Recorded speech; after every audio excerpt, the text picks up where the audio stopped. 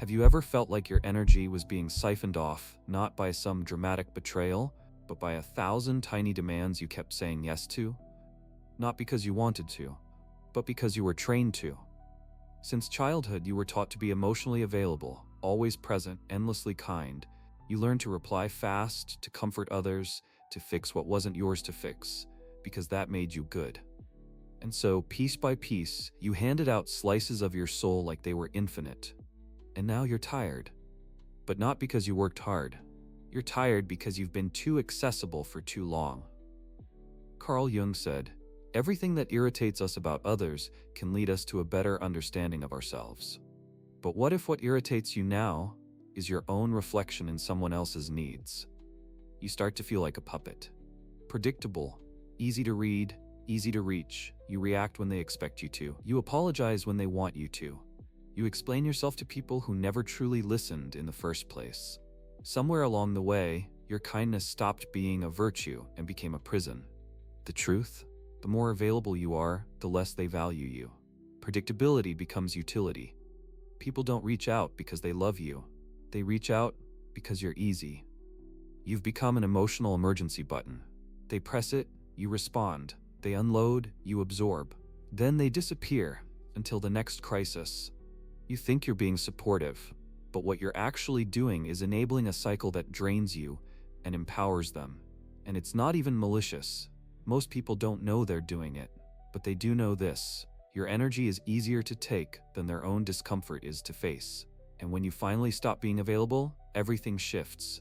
The room gets quiet, the phones stop buzzing, some get angry, some act confused, some accuse you of changing.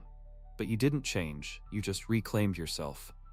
Their real panic isn't about your distance, it's about losing control over someone they were never entitled to in the first place. This is the turning point where individuation begins. Jung called it the path to wholeness, the process of becoming who you truly are beneath all the masks you were taught to wear. The persona you built to be loved, accepted, needed, it served its time, but now it's suffocating you. And the way out isn't more talking, it's withdrawal. Conscious, quiet, radical withdrawal. Not to escape, but to see clearly. Because silence, when chosen deliberately, reveals everything noise tries to bury. You'll notice the pattern immediately. Those who relied on your availability will try to pull you back into orbit. Why are you being distant? What's wrong with you lately? I miss the old you. What they really mean is, I miss how easy it was to access your energy. And they might not even know it consciously. But their discomfort isn't about your well-being, it's about theirs. You were their emotional mirror, and now you've taken it away. Without you to reflect off of, they're left staring into their own shadows. And this is where the game ends, because when you stop reacting, you break the system. You step out of the cycle. You become a mystery, and that mystery is your freedom. You're no longer defined by your availability. You're no longer pulled by guilt, obligation, or fear of rejection. You're not mean. You're not cold. You're just done performing for people who were never watching you, only the role you played. Your peace was never supposed to be public property. Your energy was never meant to be spent keeping others from drowning in waters they chose to wade into. And the moment you realize that, the moment you step back without explanation, you feel it. Power. Not over others, but over yourself. The kind of quiet, steady sovereignty that can't be shaken by guilt trips or silence-breaking texts, or you've changed accusations. Yes, you've changed. Finally, not into someone worse, but into someone whole. And the next time they reach for you, hoping for the old pattern, they'll be met with something terrifying. Your absence. Not out of anger, but because you've remembered the most radical truth of all. You were never meant to be constantly reachable. You were meant to be respected, and what is always available is rarely respected. When Carl Jung studied the psyche, he didn't see it as a container for thoughts and feelings. He saw it as a living energy field, one with limits, currents, leaks, and potential collapse. Every word you speak, every emotion you spend, every reaction you unleash costs something. It costs you. And most people are bankrupt without knowing it. You've been giving away psychic energy like it's on discount. You argue with people who don't care about truth. You explain yourself to those committed to misunderstanding you. You answer messages that make your stomach tighten. out of politeness. And somewhere in the chaos of those unconscious transactions, you've lost the most important thing: your center. Jung believed that the more you resist something, the more it persists. And he was right. The more you fight the need to respond, the louder the noise becomes. The moment you stop reacting, silence steps in. And silence is a weapon only the strong know how to wield. Think about how many times you've stayed up at night replaying a conversation, trying to come up with a better answer, or wondering what you could have said to change someone's opinion. That loop is not reflection. That is energy loss. And every loop like that is a sign that you haven't yet learned the power of strategic silence. This is where it changes. Right now, you're not just watching another self-help video, you're standing at a psychological threshold. And if anything in your chest is resonating, even slightly, it's because you already know you've been living on the edge of emotional depletion for far too long. So breathe, step back, and make a different choice. If you've made it this far into the video, you're already not like most people. Most click away the moment the message cuts too deep.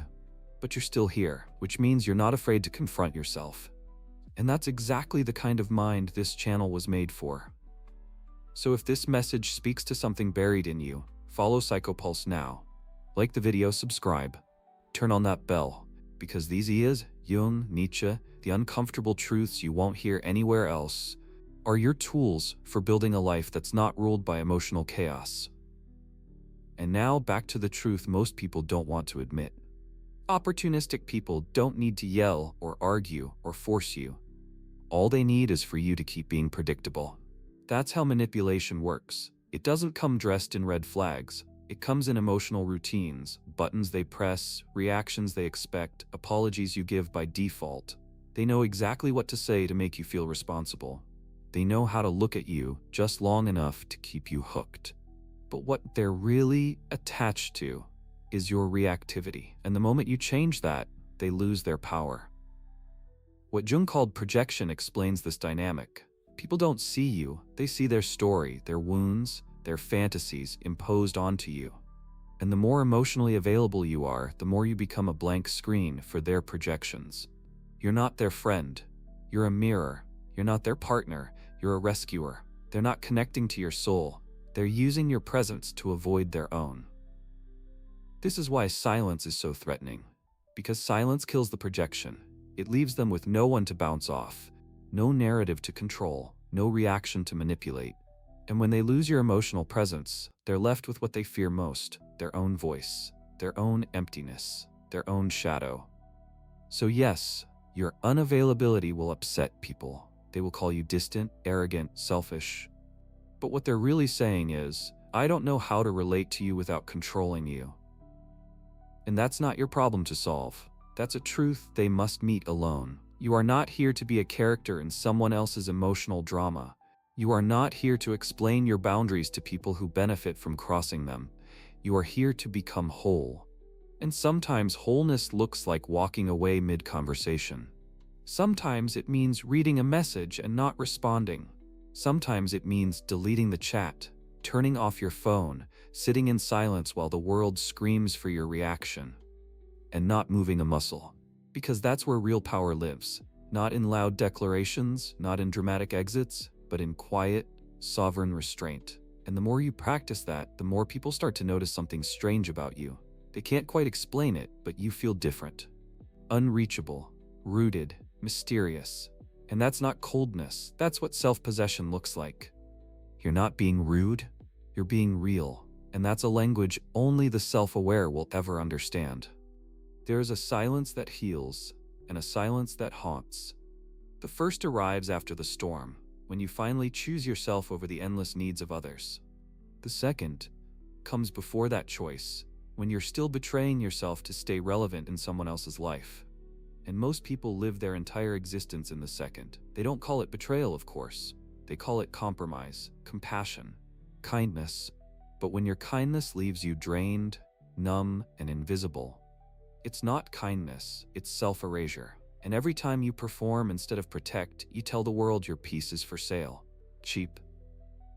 But when you finally stop playing that game, when your availability ends and your silence begins, something violent happens. Not outside, inside. The guilt creeps in, you start questioning yourself. You wonder if you're too harsh, if you're letting people down, if you've become someone you never meant to be. That's not regression, that's detox. You're not losing yourself, you're shedding what was never really you. Carl Jung called it the persona, the mask we wear to survive society. And when you drop it, even briefly, you realize how heavy it was, how much energy it took to be agreeable, how much time you wasted managing how others saw you. But here's the secret no one tells you. The moment you stop managing perception, you start reclaiming reality. It won't be comfortable. Silence never is, because your silence is a mirror. And those who relied on your chaos to feel in control will panic. Not because they miss you, but because they can no longer use you to escape themselves. Your refusal to react forces their projections to collapse. And without a role to assign you, they'll have to meet their own emptiness. That's why they lash out. That's why they accuse. That's why they twist the narrative. Not because you've become dangerous, but because you've become unavailable. And what is always available becomes disposable. But what is scarce becomes sacred. So you step back, you breathe before answering, you read the message and don't reply, you say no, you disappear without an explanation. And suddenly the entire dynamic changes, not just with them, within you. Because you start to feel something most people never touch: sovereignty. Not control over others, but control over your own energy. You no longer leak presence into every empty space. You no longer explain yourself just to be understood. You no longer accept emotional crumbs out of fear of being alone. Because now solitude no longer feels like punishment. It feels like a return. A return to your essence. A return to peace. And this is where true individuation begins. Jung wasn't interested in your achievements, your image, your social roles. He wanted to know who you are beneath all of that. And the answer to that question only reveals itself when you're finally still. Not scrolling, not explaining, not reacting, just still. Silence, when entered with intention, becomes your spiritual scalpel. It cuts away illusions, it severs unhealthy attachments, it shows you the places where your identity was borrowed, scripted, inherited, not chosen. And what remains isn't a performance, it's presence. You'll lose people. Count on it. They'll fade, ghost, criticize, distance. But that's not a loss, it's exposure. It reveals who loved your truth and who only loved their access to it. You're not burning bridges. You're watching who refuses to cross them when you're no longer building them by hand. And you'll be misunderstood. That's part of the price. They'll call you distant, cold, selfish, but they don't know the weight of the silence you had to endure to get here. They never saw the nights you stayed awake, practicing boundaries in your head, terrified that protecting your peace might mean losing your connection. But now you know, any connection that costs your peace is a chain, not a bond. So you break the chain, not with fury, but with stillness. And that's the most powerful kind of rebellion. Not loud, not dramatic, just real. Because the world doesn't need more noise. It needs more people who have the courage to be misunderstood in the name of inner alignment. People who don't just talk about boundaries but enforce them. Without guilt. People who don't just read about energy but protect it like it's sacred. Because it is. You are not here to be everything for everyone. You are here to become fully, terrifyingly, and beautifully yourself. And that begins the moment you stop asking, "Who needs me right now?" and start asking, "Who have I been abandoning every time I betray myself just to be liked?" If you're still watching this, you're already on that path. And I'll say this clearly. Your peace is not up for negotiation. Not anymore. After the withdrawal comes the silence. Not the silence of neglect or passive aggression, but the silence of reclamation. At first, it's unfamiliar. You wake up and check your phone out of habit, but there's nothing. You sit in a room once filled with background noise and realize it's just you now. And in that space, something sacred begins to rise. Solitude, not the kind that wounds, the kind that heals. The kind that doesn't feel like absence, but like presence. Finally, your own. At first, you wonder if you've gone too far. You think about the people who drifted away after you stopped responding. You think about the ones who called you selfish, distant, changed. And for a fleeting moment, you consider returning to your old self. The available one, the agreeable one, the predictable one. But then, clarity sets in. You're not losing people, you're losing performance. You're losing the role they assign to you. You're losing the emotional theater where you were always on stage, dancing for acceptance. And in that loss, you find something else, truth. You begin to see who still shows up, not because they need something, but because they see you. Not the helper, not the fixer, not the emotional crutch, just you. Rare, raw, whole. Carl Jung taught that the journey to individuation demands separation from the collective. You must walk alone for a while, not out of arrogance, but out of necessity.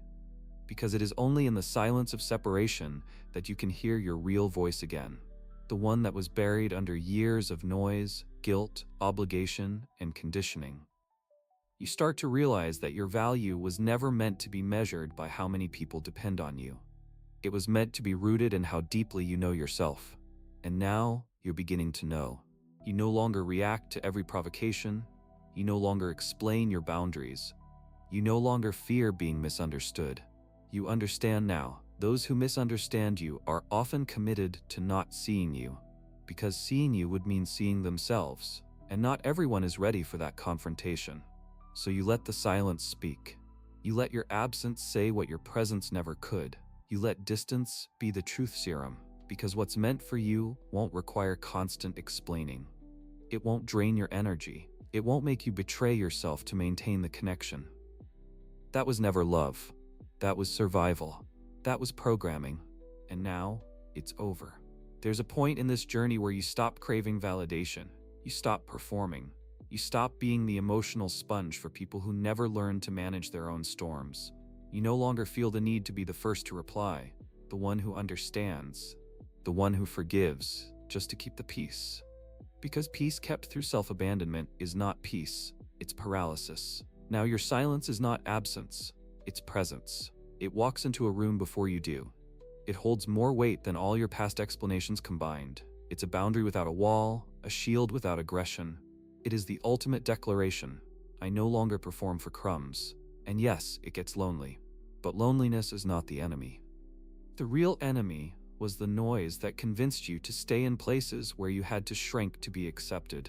Now that the noise is gone, what remains is yours. Your time, your breath, your essence. And from here, everything changes. You begin to rebuild your life from the inside out. You become selective, not out of fear, but out of reverence.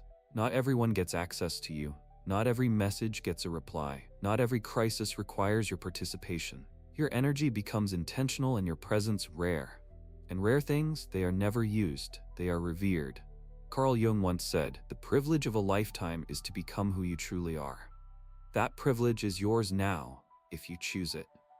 If you're willing to be misunderstood, if you're willing to walk alone, if you're willing to lose the version of you that was created for survival, and finally meet the one created for freedom.